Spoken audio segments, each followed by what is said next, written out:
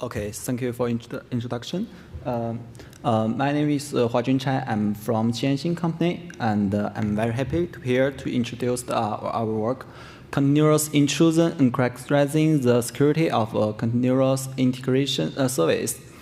Continuous integration is a software development practice which automatically integrates code integration, and developers can use CI to build their application from the source code and run unit tests and generate artifacts. However, there exist many security threats. Recently, CI servers become very popular. However, its security is a concern. In 2022, attackers stole OAuth token from Traverse CI, and in 2023, attackers stole customer secrets from Circle CI. And we want to know how do they manage to accomplish that. Therefore, we carefully analyze the process of the CI workflow. After the developers submit the code change to the code hosting platform like GitHub, then it will trigger a CI task. The CI platforms include three models. The CI controller will distribute a CI task to a runner, and a runner will start an executors to performing building and testing. The executors may generate artifacts, and they will upload these artifacts to the third-party service. The primary stakeholders of the CI workflow includes code hosting platforms and the CI platforms and the third-party service. Look at the picture. Firstly, the code hosting platform should grant access to CI controller, and the runner should register in the CI controller. And before the executors performing building and testing, they should clone source code from the code hosting platform. And during the CI workflow, different components mutually authorize or authenticate using the tokens like this. There are many tokens. We want to know where are the security threats. Firstly, the test code is written by the users, which is untrusted, needs isolation, and the misconfiguration of tokens may cause the security issues. We find four potential security threats, which may lead to token leakage and overprivilege issues. Then I will introduce these security threats. First, the test code is in the executors, and a runner will start an executors. They usually run on the same host machine. Therefore, the isolation between the runner and the executors is very important. And the exacting CI platforms adopt three types isolation strategy: the process and the Linux container, that is the Docker, and the virtual machine. And the CI platforms suppose that different repositories run on the same runner, of course, not at the same time. More worse, some CI platforms adopts that continuous runner reuse strategy. That is, after a runner executes a CI task, and it will be reused for the next one, and the next one may belong to another repository. Therefore, the runner should clean the sensitive data in time, and the improper token permissions may cause the potential privilege escalation. During the CI task, the deploy token should be accessed to the originated repositories, and for the artifact token, they should not support modifying the artifact after creation.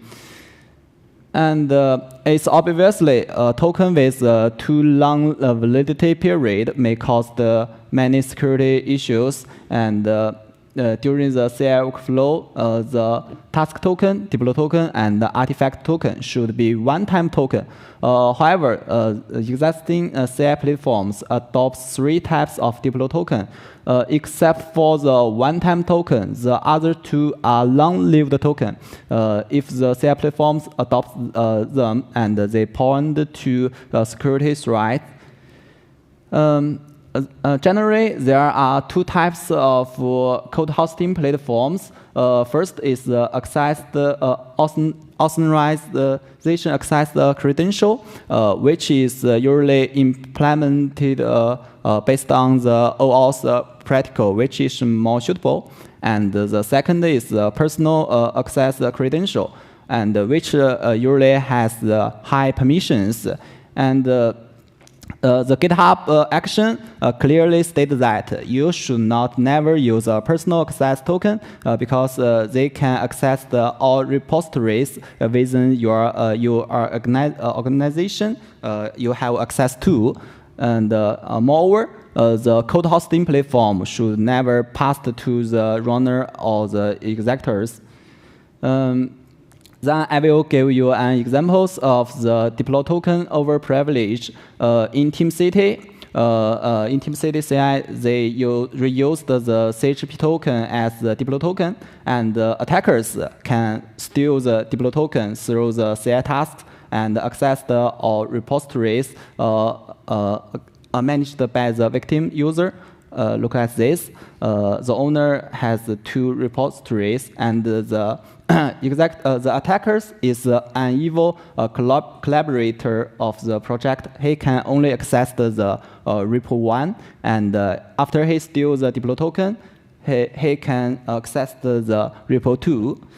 And this picture is the result. We successfully steal the GitHub personal token from the TeamCity executors, and the TeamCity has confirmed these issues.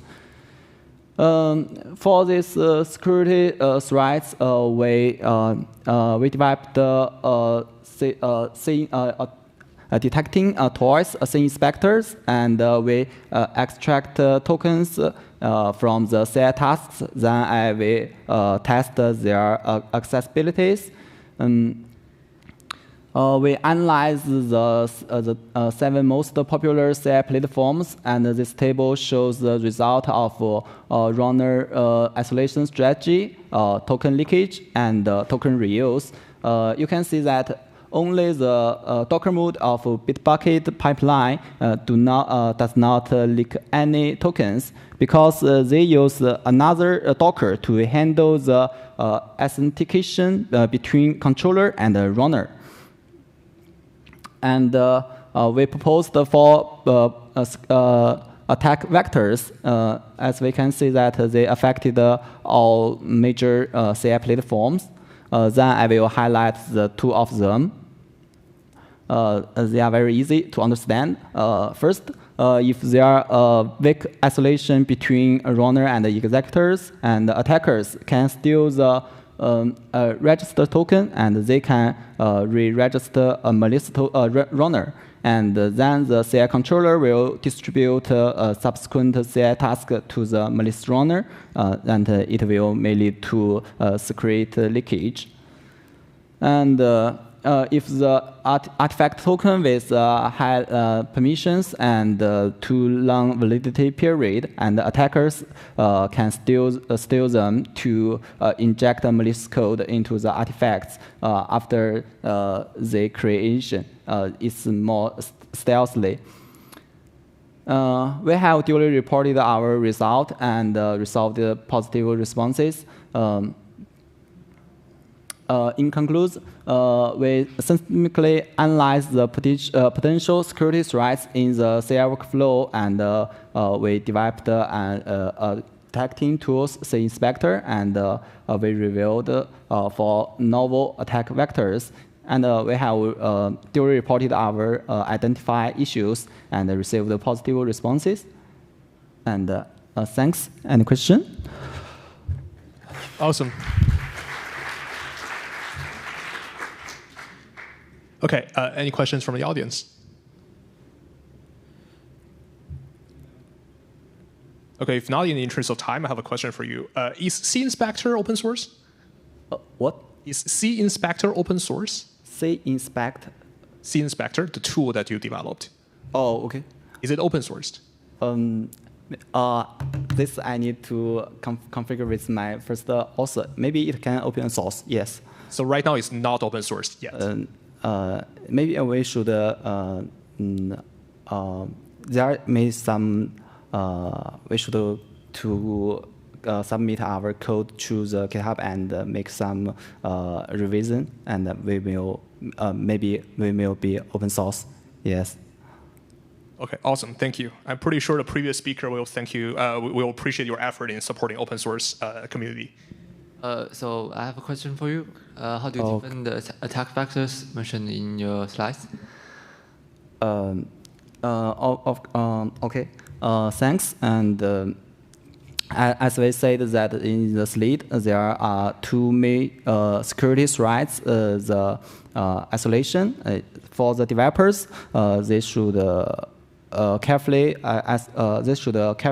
configure their resources.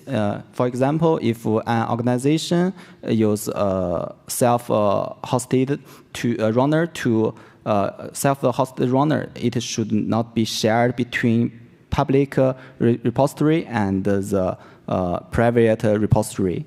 And for the CI platforms, they should use more better isolation strategy. Our analysis shows that the Docker mode is more better than the shared mode, and